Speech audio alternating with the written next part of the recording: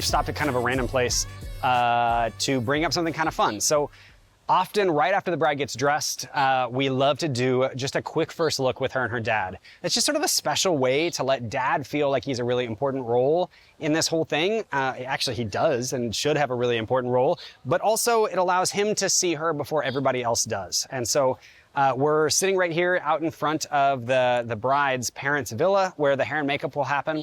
And we will get her dressed upstairs on the balcony with her mom, and then bring her and her mom down here for that quick little moment with her and her dad. I think it's going to be sweet and very intimate, and we try not to spend a ton of time on that and put the dads on the spot, but it's sort of a fun way to make sure that dad feels seen and that those little memories are created. Again, memories over the photos, right?